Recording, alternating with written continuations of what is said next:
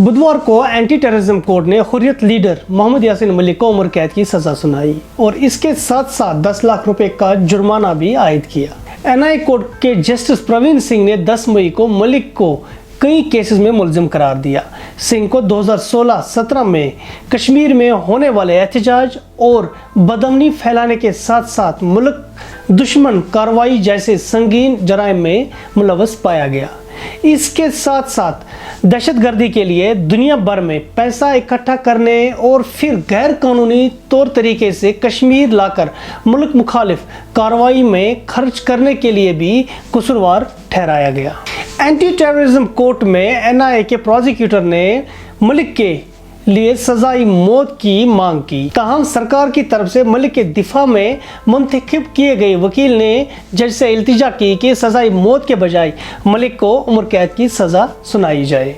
मलिक को 2019 में anti terrorism squad ने कश्मीर से गिरफ्तार किया था। मलिक के ऊपर उस वक्त कई संगीन इल्ज़ामात लगाए गए थे और ये कहा गया था कि मलिक कश्मीर में बदअमनी फैलाने के साथ साथ ट्रांजैक्शन हवाला मनी में भी मुलव्वस है और उसके साथ साथ कश्मीर में ये हुर्रियत या फिर सेपरेटिस्ट एक्टिविटीज़ को प्रमोट करने में अहम किरदार निभा रहे हैं। 10 मई को कसूरवार पाने के बाद मलिक को एक बार फिर मौका दिया गया था कोर्ट की तरफ से कि क्या वो इन चार्जेस को कंटेस्ट करना चाहते हैं या फिर अपने आप को बेगुनाह साबित करने की अगर वो कोशिश करना चाहते तो उसके लिए वो मौका भी फराहम किया जा सकता है। लेकिन यासीन मलिक ने उस वक्त मना कर दिया और जो एमिकस क्यूरी या फिर वो जो लीगल एडवाइज़र जो दिया जाता है सरकार की तरफ से किसी भी मुलजिम को, तो उसकी उनकी बात जब मलिक से हुई तो उन्होंने कहा कि वो बिल्कुल भी इन चार्जेस को कंटेस्ट नहीं करना चाहते हैं।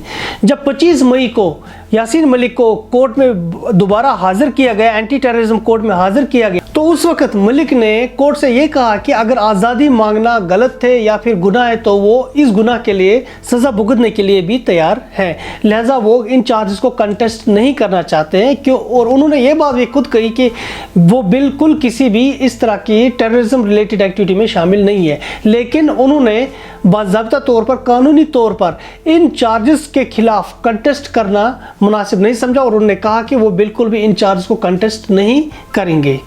जिसके बाद वहाँ पर 25 मई को यानी बुधवार को प्रदीप सिंह ने उनके खिलाफ सज़ा सुनाई जो उम्र कैद और 10 लाख रुपए का जुर्माना है।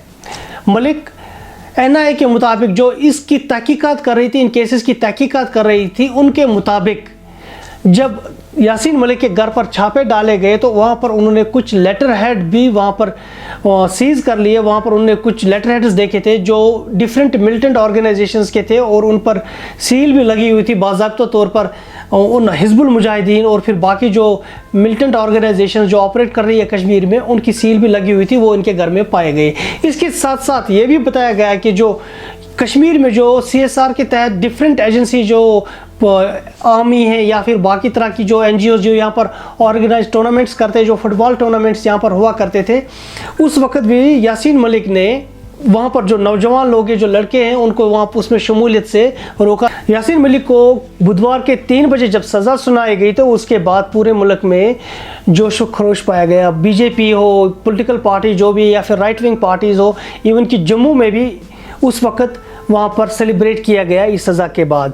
लेकिन इसके साथ साथ जब जो मजसूमा का इलाका है, जो यासीन मलिक का आबाई इलाका है, जो रिहायशी इलाका है, वहाँ पर उस वक्त कंप्लीट बंद था और उसके साथ साथ जो उसके अहल खाना है उन्होंने वहाँ पर एहतजाज कर लिया। कश्मीर में जो PHGD है या फिर बाकी जो यहाँ की पॉलिटिकल पार्टीज़ है, मेन स्ट्रीम पॉलिटिकल पार्टीज़ है, उन्होंने भी इस सज़ा के बाद गाँव गुस्से का इजहार किया और कहा कि इन चार्जेस पर नज़रसानी की जानी चाहिए। यासीन मलिक जम्मू कश्मीर लिबरेशन फ्रंट के चेयरमैन थे, जिसका एक हिस्सा कश्मीर में काम कर रहा है और दूसरा हिस्सा पाकिस्तानी मकबूजा कश्मीर में काम कर रहा है। यासीन मलिक सियासी तहरीक चलाने से पहले एक मिलिटेंट थे और 1990s में उन्होंने सरहदी लाइन ऑफ कंट्रोल को अबूर किया था और फिर भारत के खिलाफ कश्मीर में बगावत शुरू की। लेकिन 1992 में जब यासीन मलिक को गिरफ्तार किया गया था, उसके बाद 2 साल वो जेल में रहे। 1994 में जब मलिक को रिहा कर दिया गया तो उसके फ़ौरन बाद उन्होंने इनडेफिनेट सीज़ फायर का ऐलान कर दिया कश्मीर में।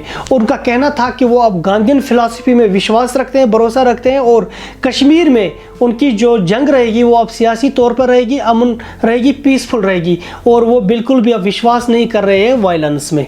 उसके बाद उनकी जो तहरीक थी वो नॉन वायलेंट कन्वर्ट हो गई, और 1994 ऑनवर्ड्स वो कश्मीर में जम्मू कश्मीर लिबरेशन फ्रंट के चेयरमैन के तौर पर काम कर रहे थे। और उसके साथ साथ यहाँ पर एक हुर्रियत लीडरशिप में शामिल होकर यहाँ पर सियासी जद्दोजहद उन्होंने शुरू कर दी। जम्मू कश्मीर लिबरेशन फ्रंट का मौक़िफ़ ये है कि कश्मीर, चाहे वो इस पार या फिर उस पार जो पाकिस्तानी मकबूजा कश्मीर है, इसको दोनों मुल्कों से अलहदा करना है और ये एक आज़ाद रियासत के तौर पर होनी चाहिए। ये इनका मौक़िफ़ है। हालांकि पाकिस्तान में जब इनका ये मौक़िफ़ रहा तो फिर पाकिस्तान ने जम्मू कश्मीर लिबरेशन फ्रंट को वहाँ पर बैन कर दिया। इनका लिटरेचर भी ऑलरेडी वहाँ पर बैन है, लेकिन यहाँ पर जम्मू कश्मीर लिबरेशन फ्रंट सरगर्म रही और पाकिस्तान ने हमेशा से इसको सपोर्ट भी किया है आज तक। यासीन मलिक की शादी भी पाकिस्तान में हुई है, जिनका नाम मशाल मलिक है। मशाल मलिक एक नामवर और मशहूर आर्टिस्ट हैं, जिनकी एक बेटी भी है यासीन मलिक के साथ, लेकिन माँ और बेटी दोनों इस वक्त पाकिस्तान में मुकीम है। यासीन मलिक के जेल जाने के बाद अभी तक वो कभी भी यासीन मलिक से नहीं मिली है, और पाकिस्तान से वो इस वक्त कोशिशें कर रही है कि यासीन मलिक को जो इस वक्त सज़ा सुनाई गई है एंटी टेररिज्म कोर्ट में, इस पर नज़रसानी की जाए और उनको रिहा किया जाए। वो पाकिस्तान की हुकूमत पे इस वक्त दबाव बनाती जा रही है कि वो भारत के साथ बात करे ताकि उनके शौहर जो यासीन मलिक है उनको वहाँ से रिहा किया जाए।